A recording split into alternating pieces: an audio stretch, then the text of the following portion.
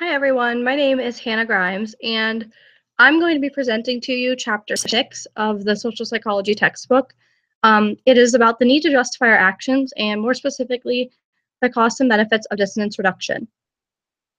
So first, the background behind why we need to justify our actions. It is important to note that humans innately strive to maintain a positive, respected view of ourselves. This is not only for those around us, so we do not create a negative view to others, but also for the sake of our own self-esteem. So this all revolves around something called the theory of cognitive dissonance. And cognitive dissonance is the essential reason behind the human need to justify actions. So what exactly is it? Cognitive dissonance is the discomfort people feel when two of their cognitions conflict or when they behave in ways that are inconsistent with their conception of themselves. Cognitions can include beliefs, attitudes, and thoughts you might have. Dissonance is the why that causes people to need to justify their actions. Dissonance is not always simple to reduce, thus leading us to act and think in fascinating ways. So there are three main ways of reducing dissonance. The most unlikely is to, number one, just change our behavior to bring it in line with the dissonant cognition.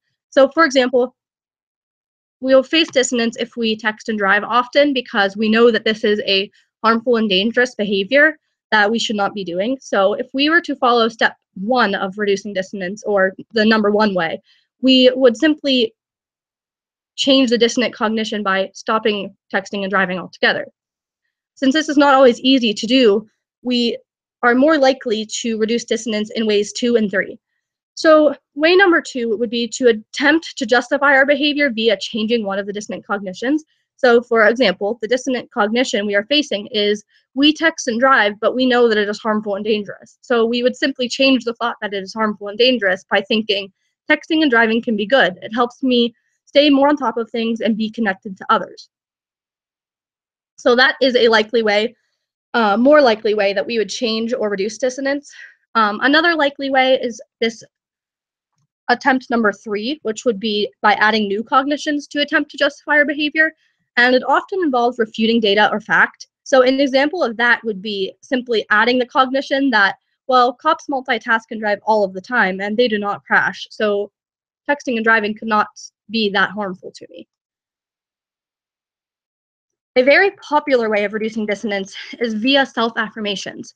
Self-affirmation is, in the context of dissonance theory, a way of reducing dissonance by reminding oneself of one or more positive attributes.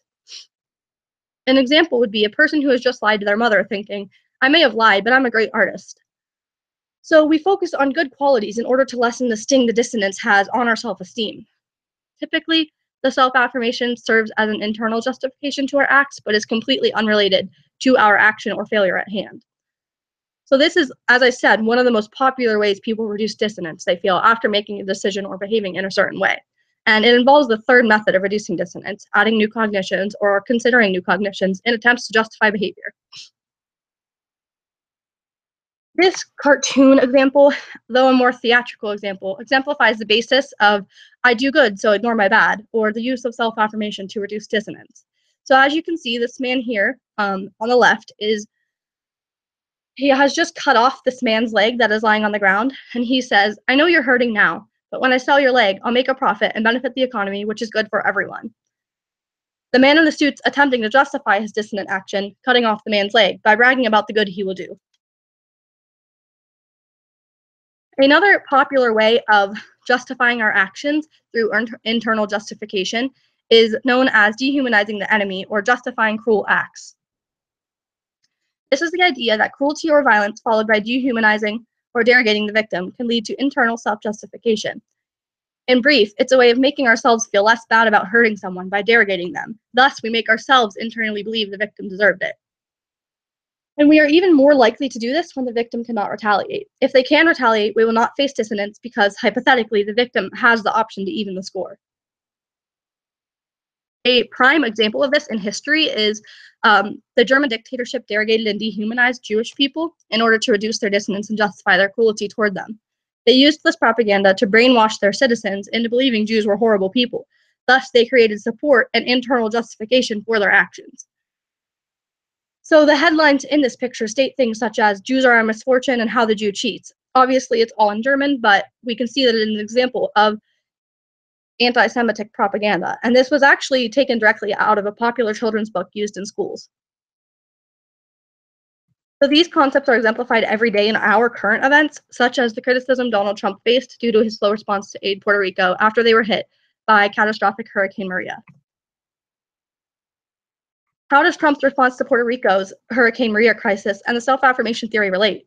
So, according to a news outlet, The Hill, when Donald Trump finally visited Puerto Rico after their territory was ravaged by Hurricane Maria, he reportedly went off on a tangent, praising him and his team's efforts that led them to acquiring a cutting-edge fighter jet.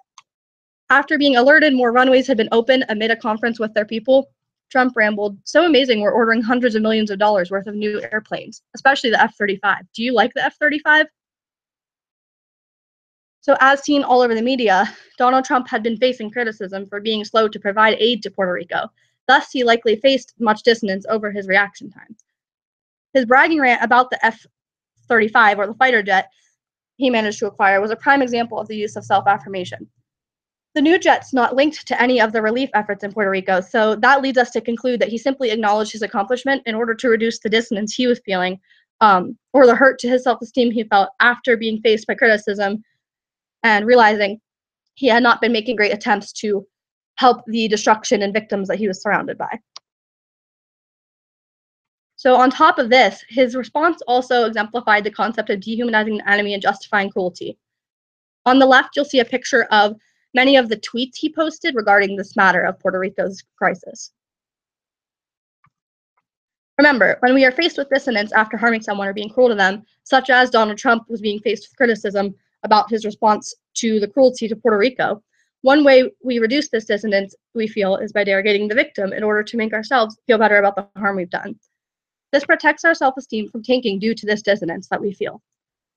So Donald Trump appears to have taken this approach when he took to Twitter to attack and criticize the leaders in Puerto Rico, specifically the mayor of San Juan.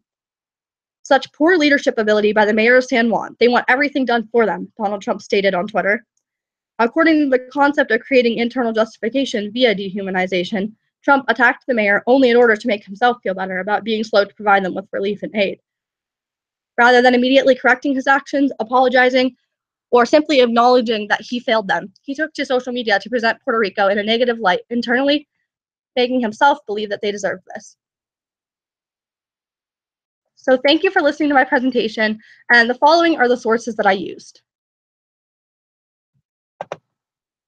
Have a great day.